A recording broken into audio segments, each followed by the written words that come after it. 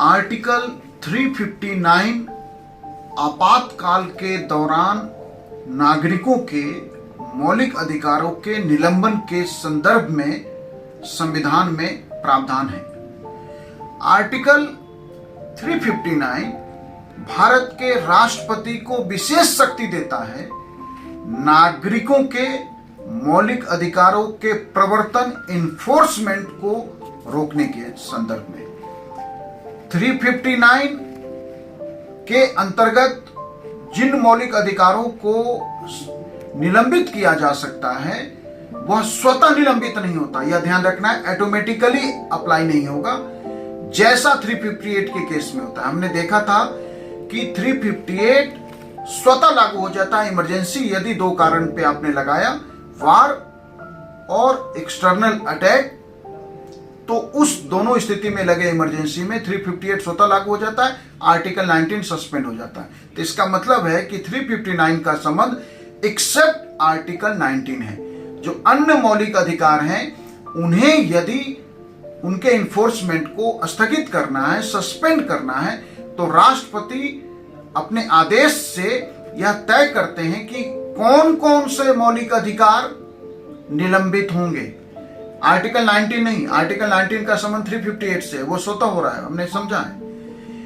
अन्य जो मौलिक अधिकार हैं उन मौलिक अधिकारों में कौन कौन से मौलिक अधिकार 14, 15, 16, 17, 18, 20, 21, 22, 23 जो सारे मौलिक अधिकार हैं एक्सेप्ट 19, उनमें कौन कौन से फंडामेंटल राइट निलंबित हो जाएंगे, सस्पेंड हो जाएंगे, इन्फोर्समेंट उनका निलंबित हो जाएगा, वह पूरे देश में निलंबित होगा या भारत के किसी हिस्से में होगा। यह सारी बातें राष्ट्रपति खुद अपने आदेश में तय करते हैं कि कौन कौन से मौलिक अधिकार होगा, पूरे भारत में स्थगित होगा, भारत के किसी हिस्से में होगा, यह पूरे इमरजेंसी के पीरियड के तक सस्पेंड रहेगा या उससे कम समय के लिए रहेगा। ये सारी चीजें राष्ट्रपति तय करते हैं और आप जानते हैं कि भारत में इनमें से कुछ भी राष्ट्रपति तय नहीं करेंगे, बल्कि ये सारा कैबिनेट जिसके लीडर प्रधानमंत्री होते हैं, प्रधानमंत्री और कैबिनेट मिलकर तय करते हैं। राष्ट्रपति तो सिर्फ उनके एडवाइस के अकॉर्डिंग ये सारे काम करते हैं कि कौन कौन से मौलिक अधिकार स्थगित होगा, पूरे भारत में स्थगित होगा, भारत के किसी हिस्से में होगा, पूरे इमरजेंसी पीरियड के लिए स्थगित होगा या एक सर्टेन टाइम तक के लिए स्थगित रहेगा। ये सारी बातें राष्ट्रपति अपने आदेश में करते हैं। 359 में एक और महत्वपूर्ण बात आपको समझना है कि यह तीनों स्थितियों में लागू हो सकता है। मतलब युद्ध, आक्रमण, फॉरेन अटैक हो गया है, या आंतरिक अशांति जो आर्म्ड रिविलियन है, सशस्त्र विद्रोह। यह तीन ग्राउंड ही हैं जिन पे 352 लागू होता है और इन तीनों स्थितियों में यदि 352 लागू हुआ है तो 359 के तहत राष्ट्रपति मौलिक अधिकार स्थगित कर सकते हैं। 44 संशोधन से, 44th कॉन्स्टिट्यूशनल अमेंडमेंट से 1978 में दो महत्वपूर्ण सुरक्षा उपाय जोड़े गए, या कहिए कि नागरिकों के मौलिक अधिकार में जो अत्यधिक महत्वपूर्ण माने गए जीवन जीने का अधिकार और आर्टिकल 20 के अधिकार, इन्हें 44th अमेंडमेंट से यह प्रावधान कर दिया गया कि यह स्थगित ही नहीं हो सकता है। माने अब 359 से सारे मौलिक अधिकार स्थगित हो सकते हैं एक्सेप्ट 19, लेकिन यह दो भी अब स्थगित नहीं हो सकते, 20 और 21। तो आप कह सकते हैं कि मौलिक अधिकार में सिर्फ ये दो आर्टिकल हैं, आर्टिकल 20 और आर्टिकल 21, जो इमरजेंसी में 359 से भी अब स्थगित नहीं किए जा सकते।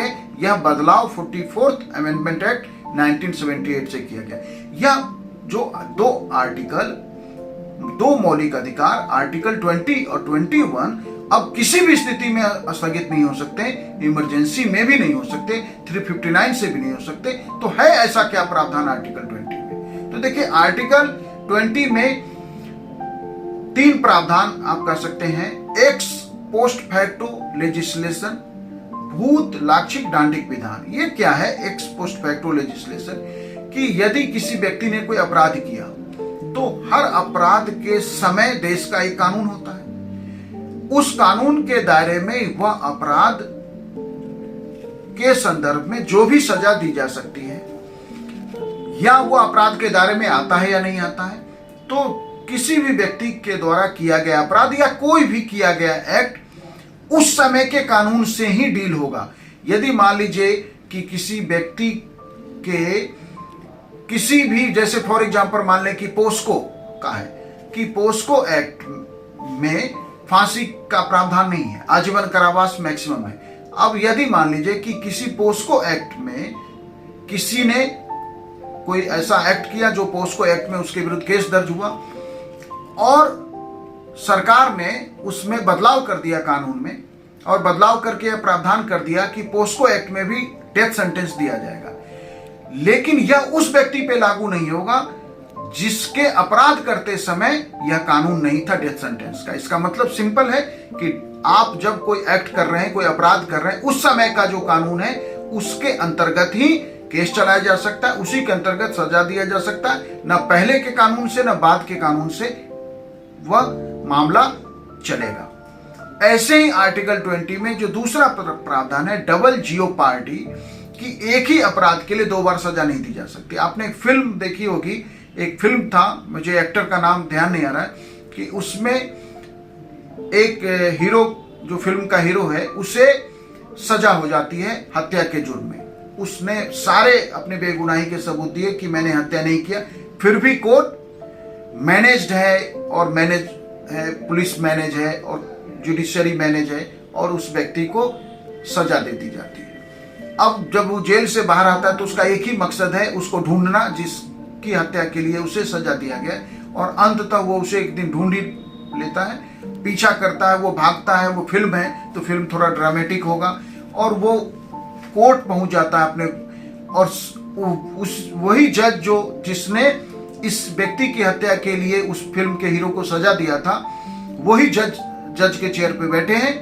माने फिल्म है तो ड्रामेटिक होगा, माने जज का प्रमोशन नहीं हुआ, वो तब भी उसी कोर्ट में बैठे हैं, और वहां वो हत्या कर देता है, और फिर एक लंबा चौड़ा भाषण देता है कि यदि आपके कानून में दम है तो मुझे अरेस्ट करो, क्योंकि जिस हत्या के लिए उसे सजा दी जा चुकी है, अब वो हत्या के बाद, जबकि वो हत्या नहीं किया था लेकिन अब उसने हत्या कर दिया, लेकिन अब आप उसको सजा नहीं दे सकते। मतलब एक ही अपराध के लिए एक ही बार सजा हो सकती है, एक अपराध के लिए 2 बार सजा नहीं दी जा सकती है। उस व्यक्ति की हत्या की सजा वो ऑलरेडी भुगत चुका है, सजा पूरी कर चुका है, अब सजा नहीं हो सकता है। तो यह है डबल जियोपार्डी। ऐसे ही आर्टिकल 20 में जो तीसरा प्रावधान है, प्रोहिबिशन अगेंस्ट सेल्फ इंक्रिमिनेशन, मतलब स्वयं के विरुद्ध गवाही देने के लिए आप किसी को बाध्य नहीं कर सकते।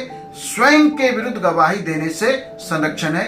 इस संदर्भ में एक छोटी सी कहानी आपको बताते हैं कि कहा जाता है कि एक बार इंटरपोल में एक भर्ती होनी थी, तो सारे देश से जो पुलिस की एंट्री आई इंटरपोल के उस रिक्रूटमेंट ड्राइव में, तो हमारे देश से भी, भारत से भी पुलिस भेजा गया।